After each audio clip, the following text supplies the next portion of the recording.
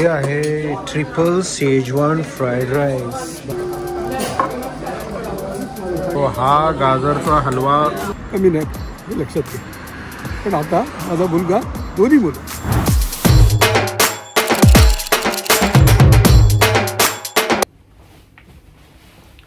Good morning मित्रांनो, fresh mornings and I hope you are doing great. I am also doing great. मजा येते इथे.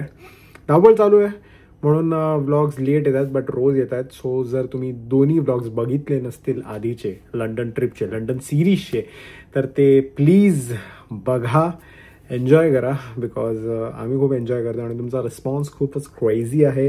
आई बाप्पांना खूप आवडतं आहे समर्स इन लंडन. आणि हा फोन वाकडा का होत चाललाय पण तुम्ही लवकर बघा, तोपर्यंत मी आलोच जाऊ.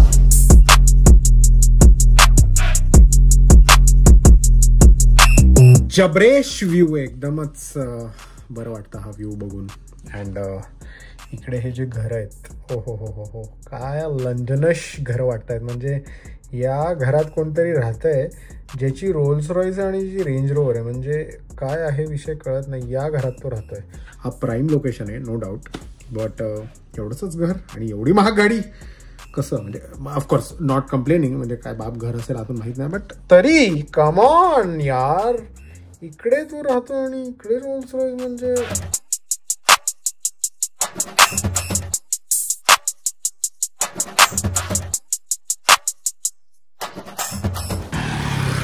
सो आता थोडं आम्ही चालत आलेलो आहे. इथे 9 मिनिटावर एक ऑल्डगेट स्टेशन आहे. त्या ऑल्डगेट स्टेशनवरून आम्ही ट्रेन पकडून एकीकडे जाणार आहोत एका स्टेशनवरून. मग तिथून अजून एक ट्रेन पकडून मेन डेस्टिनेशनला जाणार आहे.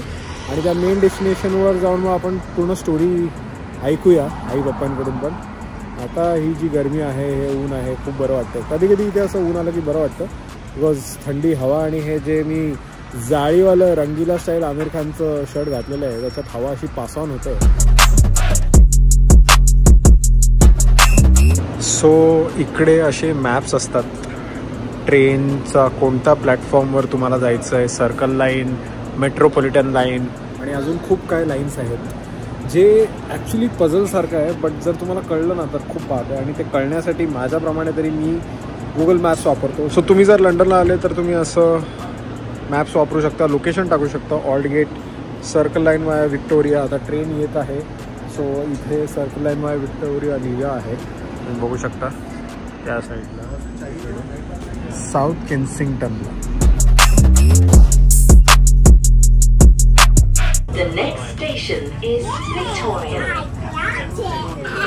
सेंट जेम्स पार्कमध्ये माझ्या मते तरी जेवढं मला माहिती आहे न्यू कॅसलचं स्टेडियम आहे. सेंट जेम्स पार्कला टॉटनमचं स्टेडियम आहे. आता हे आहे पिकडली लाईन ज्याच्यावरून आम्ही जाणार आहे हाऊसलोला, जे ॲक्च्युली UKचं नाही राहिलं आहे. आता ते सगळे इंडियन्स आहेत बिकॉज आपले सगळे भाऊ तिकडे असतात. आता बघू कोण कोण भेटतं बट तिकडे एका मेन कारणासाठी चाललेलो आहे.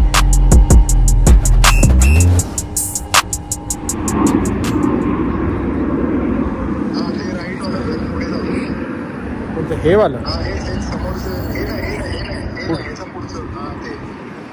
चल चाबी है क्या घर में? अच्छा अच्छा हां हां रिनोव्हेट केलं असेल. सो भाई हे जे माझ्या मागे जे घर आहे तिकडे माझा भाऊ राहायचा 2008मध्ये जेव्हा तो आलेला, जेव्हा त्याचा हॉटेल मॅनेजमेंट झालेला आणि तेव्हा तो इथं आलेला. आणि 2008ला सर्वात मोठा रिसेशन झालेला इफ यू नो जे 2008ला इथे लंडनमध्ये आलेले किंवा त्याच्यानंतर किंवा त्याच्या आधी पण इथे राहत होते त्यांना माहिती की खूप म्हणजे लंडन काय ॲक्च्युली सगळीकडेच रिसेशन तो आलेला. आणि त्यावेळी तो इथे मला वाटतं 2013पर्यंत थांबला. He tried but then he had to come back and now he is working in India. But त्यावेळी तो या घरात राहायचा त्याच्या मित्रांबरोबर. आणि माझं असं स्वप्न होतं की त्यावेळी तो आलेला ॲज अ स्टुडंट आणि तो ॲज अ स्टुडंट राहिलेला. ॲज अ स्टुडंट म्हणून मला माहिती आहे की काय त्रास होतात, कसं जगावं लागतं, काही गोष्टी घरच्यांना सांगू नाही शकत. आणि तरी तुम्हाला इकडे बिकॉज तुम्हाला राहायचं आहे बिकॉज तुम्ही लोन घेतलेलं आहे आणि घरच्यांना सांगितलं तर त्यांना त्रास होईल. सो इथे भावाने खूप काय जॉब्स केले, खूप काय केलं. म्हणजे प्रत्येक स्टुडंट करतो नो डाऊट अबाउट इट. आणि ते करून मग तो इकडे राहिला आणि त्यांनी कंटिन्यू केलं. अँड 2013मध्ये तो आला परत. बट जी आम्ही ही ट्रिप केली परत ही जी सिरीजवाली ट्रिप आहे ही त्यासाठी केली बिकॉज ॲज अ स्टुडंट तो आला त्यावेळी लोन वगैरे घेऊन आला, बट त्याच्यानंतर मला त्याला घेऊन यायचं होतं ॲज अ टुरिस्ट आणि त्याने एन्जॉय केलं. So that was my dream which I completed. So very happy. तू सेकंड टाईम आली बट तू बघितलं नव्हतं ना घर दादाचं? पहिल्या वेळेला हां त्यावेळी नव्हतं बघितलं. आणि मग आता कसं वाटतं इकडे? आता म्हणजे पहिलं होतं कसं ते मला नाही हां माहिती. इकडचं कसं? हां आता कुमारच बोलला आता व्हिडिओवर की चेंज झालंय काहीतरी, मे बी रिनोव्हेशन झालं असेल. हां ऑफकोर्स. म्हणजे आता एवढे वर्ष 2008 नंतर आता 22 वर्ष. 22 वर्ष. तुम्ही मागच्या वेळी आले? आपण आलो होतो ह्या टप्प्यावर इथे बसलो. हां इथे आलेलो. रडत होतो मी माहिती ना थोडक्यात असं.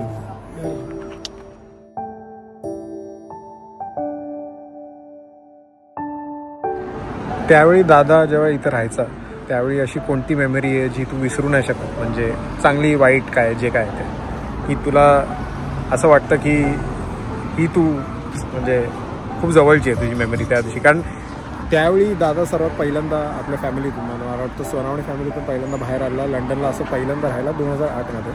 तर अशी कोणती गोष्ट आहे की जी तू विसरू नाही शकत? तर शिक्षणासाठी तो आला खरं. आणि तेवढी आपली परिस्थिती काय जास्त चांगली नव्हती. म्हणजे आपलं जे काय लोन बिन देऊन त्याला इकडे किंवा शिकायची इच्छा होती म्हणून त्याच्या इच्छेनुसार ते पाठवलं होतं. पण म्हणजे तो नंतर पहिल्यांदा एकदा दोनदा आला तर तेव्हा तो असं खुश दिसला असं परत आला. मग पुन्हा नंतर त्यांनी आम्हाला सांगितलं की मी म्हणजे शिक्षणासाठी जरी असेल तरी त्याचा खर्च तर त्याला चालवायला पाहिजे नेहमीचा.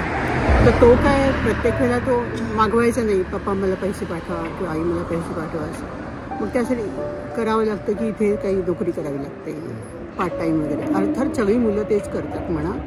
पण तेव्हा आम्हाला अशी अपेक्षा होती की त्याला ह्या लेवलला जाऊन ते काम करायला लागेल की त्यांनी त्यावेळेला नंतर सांगितलं हे आम्हाला, तेव्हा नाही सांगितलं. मला पेपरची लाईन पण तेव्हा टाकावी लागली. मी किती वेळा तुमच्याकडून पैसे मागायचे म्हणून मी तिथे काम करायचं. प्लस तो हॉटेलमध्ये तर वेटर म्हणा बेरा म्हणा ते काय काम तिथे करावं लागतंच असं तो करतच होता. रात्री यायचं, दिवसभर शिकायचं, पुन्हा ड्युटीवर जायचं वगैरे सगळं.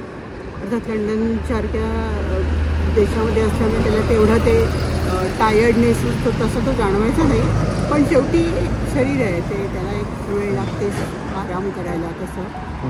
पण ठीक आहे आता सगळं ते झालं, मागे पडलं. त्याची चांगली आता परिस्थिती आहे आणि व्यवस्थित आहे. पण तेव्हाचे ते दिवस त्यांनी खूप खूप चांगले नाही काढले. ठीक आहे सो होत आहे, लाईफ आहे. ज्यावेळी लंडनला आला 2007ला त्यावेळी आनंदाच्या उकळ्या फुटल्या. आयुष्याचं स्वप्न पार झालं की आपल्या घरातलं कोणतरी समुद्रपलीकडे 7 समुद्रपलीकडे गेलं. तिथे गेल्यावर त्या हिशोबाने त्यांनी चालू होतं. आपली परिस्थिती नसताना आपण त्याला पाठवलं कारण त्याच्यात हिंमत होती. त्यामुळे आपण त्याला आवड आणि हिंमत होती म्हणून त्याला पाठवलं. पण त्याच्यानंतरच्या 2 गोष्टी अशा आहेत ना त्या अजून मनाला चुटपुटल्या होतं. त्या कुठल्या माहीत आहे? पहिली गोष्ट म्हणजे ज्यावेळी त्यांनी सांगितलं माझं एज्युकेशन पूर्ण झालं, सगळं झालं, आता मला इथे जॉब मिळेल. आणि बॅड लक त्याचं असं इकडच्या गव्हर्नमेंटची पॉलिसी ते मंदी वगैरे आली म्हणतात. ते झालं. ते झाल्यानंतर म्हटलं ये हरकत नाही, चल काय असेल ते असेल. त्याच्याकडे हिंमत आहे ना आणि आपल्याकडे ताकद आहे. ह्या दोन्ही गोष्टी एकत्र मेळ घातला. सोड सगळं नाही होत ना तिकडे, अरे इकडे आहे ना शिक्षण तर मिळालं कारण शिक्षण आयुष्यात कधी फुकट जात नाही. त्यांनी ती हिंमत दाखवली. त्याला 4 दिवसात इथे बोलवला. 4 दिवसांमध्ये त्याला ये म्हणून सांगितलं, नाही होत ना ये. पण त्याने 1 वर्ष परत ते काय 2 टायर विजा 3 टायर विजा ट्राय केलं पण नाही झालं. बोलवला पण आनंद झाला. दुःख तर होतंच की बाबा आता एवढं लोन, आणि त्याला त्याचं जास्त दुःख की आई बाप्पाने आपल्याला पाठवलं आणि आपण एवढं लोन डोक्यावर घेऊन आलो. ते म्हणतात ते विसरून जा, तुला नाही ये इकडे काय करायचं ते इथे करू रे, बाकी काय. ते झालं. आणि दुसरी एकदम दुःखद घटना की आप्पा गेल्यानंतर त्याला इकडे घेऊन येताना लोक येतात. आपला नातेवाईक गेला, आप्पा म्हणजे काका, माझा भाऊ आप्पा. त्यामुळे त्याला आम्ही किती ज्यावेळी आप्पा गेला ही खबर कळली 6 तास आप्पा गेलेल्याचं दुःख एकीकडे होतं आणि एकीकडे की दादाला बोलवायचं नाही बोलवायचं. माझे 10 मित्र जमले, नको म्हणाले त्याला डिस्टर्ब करू नको, त्याचा विजा तिकडे काहीतरी पासपोर्ट तिकडे विजा ऑफिसमध्ये होता काहीतरी. म्हणजे ठीक आहे हरकत नाही. ते मोठं दुःख जळलं. आणि मग आल्यानंतर ती सांगितली ती स्टोरी तुम्हाला नंतर कुठेतरी करंट दाखवेलच. पण मुलांना एक लक्षात ठेवा, हिंमत आणि ताकद आणि मनाची एकाग्रता ठेवा. तुम्हाला आयुष्यात कुठली गोष्ट कमी नाही हे लक्षात घ्या. पण आता माझा मुलगा, दोन्ही मुलं कुमार आणि करणला तर तुम्ही बघताय, स्वतःच्या हिमतीवरती त्यांनी सगळं मिळवलं आणि आमचा त्याला थोडासा सपोर्ट, एक मार्गदर्शन बस, अजून काय. हे बघितल्यावरती मला 10 वेळा इकडे घेऊन ये, 10 वेळा रडेन. आणि त्यांनी एक दिवस कसा काढला असेल ना ते नंतर आम्हाला कळलं, त्यांनी आल्यानंतर सांगितलं. आणि बस आम्ही वाट बघत बसायचो त्याचा फोनचं. रात्री 11 वाजले, आता ड्युटीवर आला असेल, आम्ही कसं कोपऱ्यात, आता वाजला फोन की. त्यावेळी एवढं पण माहीत नव्हतं की जास्त वेळ बोललं तर पैसे कट होतात म्हणून वगैरे. पण तो काहीतरी हे करून त्याच्या इन्कममधून पार्ट टाइम जॉब करून जे काही इन्कम आणत होता आपण फोन करण्यामध्ये तो कधी त्यांनी हे केलं. बस ग्रेट दादा.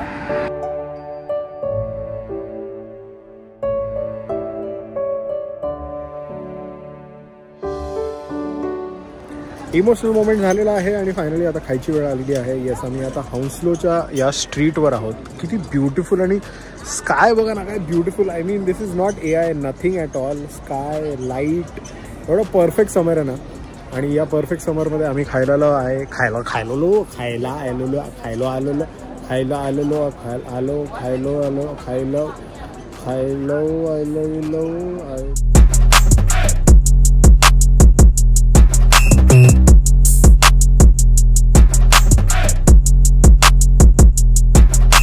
हा आहे श्रीकृष्णाचा चहा जो त्यांनी स्पेसिफिकली दिला. सो थँक्यू सो मच बाई. त्याचं नाव मी विसरलो ज्याने दिला, बट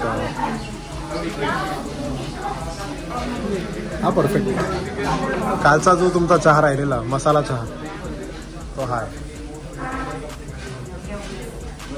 बस अभी डायरेक्ट 15-16 तारखेला घरचंच पीठ एकदम ताण भागली बघ. परफेक्ट परफेक्ट आहे. हे आहे ट्रिपल शेजवान फ्राईड राईस. भाई हे पण भेटतं इकडे आणि खूप आयटम भेटतात. तुम्ही बघून घ्या आणि इथे डेफिनेटली या खायला, कारण खरंच एवढं बात आहे ना टेस्टच्या बाबतीत. OG इंडिया आहे, OG. असं एकदाही नाही वाटलं की भाई इंडियासारखं नाही, असं बिलकुल नाही. तो हा गाजरचा हलवा आम्ही नाही मागवलेला. जे इकडचे ओनर्स आहेत सुजय आणि सुबोध, ते ठाण्याचे आहेत, दोघेही मराठी आहेत आणि त्यांनी इथे सुरू केलेलं आहे श्रीकृष्ण वडापाव. इथे बाहेर ती जी मगाशी स्ट्रीट दाखवली इकडे ते चाय विकायचे, म्हणजे असं केटलमध्ये घेऊन. आणि 2010मध्ये त्यांनी हे ओपन केलं आणि आता त्यांचे 18 ब्रांचेस आहेत UK मध्ये. म्हणजे भाई जय जय महाराष्ट्र, मराठी माणूस कुठे पोहोचला आहे आणि खूप बरं वाटतं. Thank you so much for hosting.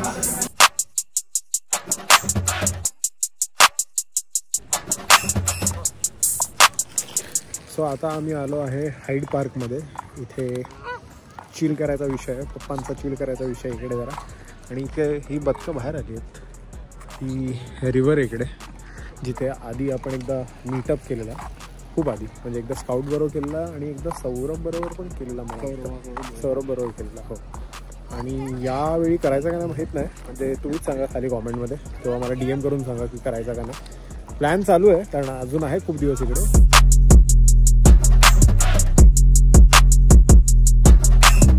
Hide पार्कवरून direct घरी आलो आणि लांबलेट झालो भाई, बिकॉज ते श्रीकृष्ण वडापावचं जे आयटम्स होते त्यांनी खूप काय काय दिलं आम्हाला त्याच्यानंतर. म्हणजे पहिलं तर आम्ही जाऊन घेतलं जे आम्हाला फक्त पाहिजे होतं. त्याच्यानंतर त्यांनी ओळखलं आणि मग त्याच्यानंतर जे आयटम दिले त्याच्यानी तर आमची वाटत लागली, डायरेक्ट झोपून गेलो. But thank you so much Shrikrishna Vadapav. If you are in London please do visit them. आणि त्यांचं चहा आणि वडापाव दोन्ही आयटम ट्राय करा आणि मला सांगा की इंडिया आणि ह्याच्यामध्ये काय फरक आहे. अँड नील वगैरे पण भेटला आपल्याला हाईड पार्कमध्ये, जरा मजा मस्ती केली आणि त्याच्यानंतर आलो घरी आपण. But I hope you like this vlog and I hope the students, the families ज्यांची मुलं बाहेर आहेत, इंडियाच्या बाहेर किंवा इंडियामध्येच बट अवे फ्रॉम होम, त्यांना हे कळू शकतं जे मी पप्पा आणि आई ब्लॉगमध्ये बोललो आहे माझ्या भावाबद्दल. Because the struggles they go through are crazy. आणि 2008मध्ये मी 12वीत होतो, म्हणजे जस्ट 12वी सोडलेली मी, आणि माझ्या घरी हे स्ट्रगल्स चालू होते आणि मी बघत होतो आणि ते माझ्या अंगात बसले. आणि तेव्हा मी बोललेलो, म्हणजे तेव्हा माझा भाऊ मला बोलायचा की भाई ये एकदा लंडनला. म्हणजे मी गेलो पाहिजे होतं बिकॉज मला वेन रुनी वगैरेला बघायचं होतं, ती बायसायकल किक मँचेस्टर युनायटेडची. बट ठीक आहे, त्यावेळी मी नाही गेलो बिकॉज त्यावेळी हे खरं आहे, हे this is I am not lying. मी असंच बोलायला नाही बोलत आहे. भावाला पण जर नेक्स्ट टाइम भावाबरोबर मी येईल, म्हणजे भावानी बघितली त्याची जागा ती, बट नेक्स्ट टाइम भावाबरोबर मी येईल आणि तुम्हाला त्याचा पर्स्पेक्टिव्ह सांगेल अबाउट दॅट हाऊस. बट त्यावेळी 2008 मध्ये त्यांनी मला सांगितलं की ये एकदा, पण मी त्यावेळी शहाणपणात बोललेलो का मला माहीत नाही. आय स्टील रिमेंबर की अरे नाही तू आई बाप्पांना बोलव, मी नंतर येईल जेव्हा माझ्याकडे पैसे येतील. आणि मला माहिती पण नाही काय प्लॅन होता माझा. आणि त्याच्यानंतर thankfully by the grace of God आणि तुमचं प्रेम मी आई बाप्पांना इथे घेऊन येऊ शकलो ॲज अ टुरिस्ट. माझ्या भावाला इथे घेऊन येऊ शकलो ॲज अ टुरिस्ट. जसं मी बोललो, जर तुम्ही ब्लॉग नसेल बघितला लंडन ट्रिप्सचा विथ अँडी तर हा बघा, तुम्हाला कळेल काय धमाल मजा केली आम्ही.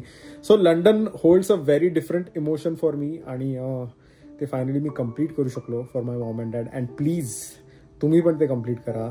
You are here for work, you are here for studies, but कधीतरी तुम्ही ॲज अ टुरिस्ट फिरा. कधीतरी तुमच्या आई पप्पांना, तुमच्या बायकोला, तुमच्या मुलांना ॲज अ टुरिस्ट इथे घेऊन या आणि मग बघा काय सुंदर वाटते ही सिटी. बिकॉज जे मुलांना मी भेटलो जे इथे राहतात फॉर स्टडीज, फॉर काम, त्यांना ही ब्युटिफुल नाही वाटत. But if you know this is not just about London, this is anywhere in the world. जे घरापासून लांब आहेत आणि जे शिकतात किंवा काम करतात. But I can totally feel your emotions, the families emotions. जे आई बाबा तिकडून घरातून, जसं पप्पा बोलले की तिथून वाट बघत असतात, तिथून त्यांना ते त्यांच्या मुलांचे स्ट्रगल्स फील होतात. आणि मुलगाही ते जे करतो ते मजा मस्ती करत असतो. बट स्टील ऑफकोर्स यार, म्हणजे 2008 मध्ये माझ्या भावाने जस्ट ग्रॅज्युएशन कम्प्लीट केलं. He was just 19 and he came over here. आणि सगळ्यांचीच तशी स्टोरी असते आणि सगळ्यांचे स्ट्रगल खूप डिफरंट असतात. So you can't compare, but खूप हार्डकोर स्ट्रगल्स असतात. आणि त्याच्यानंतर जर ते इथे टिकले किंवा त्याच्यानंतर इफ दे कंटिन्यू और whatever it is, hats off to you guys, hats off to you. मतलब तुम लोग इधर टिक भी गए ना तरी why hats off to you. Because ती हिंमत खूप मोठी लागते. मी त्या वयात ऑफकोर्स नाही करू शकलो असतो. म्हणून मी आई पप्पांना बोललो की प्लीज मला काय पाठवू वगैरे, मला इंडियामध्ये राहायचं, फालतूमध्ये तुमचे पैसे वेस्ट जातील, लोन वगैरे मी नाही फेडू शकत.